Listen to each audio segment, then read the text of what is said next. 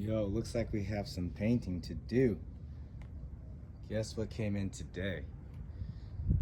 Look at that. If you wanted to know what the welds look like, that's how they welded this product together, just like that. And if you wanted to know, like I did, what the mounts look like for the lights, there you go. Looks like there's a bunch of different slots there for you.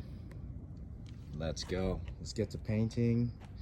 Got the winch to mount, and then I'm waiting on the light bar to come in. Once it's all together, it's going into Big Booty Judy.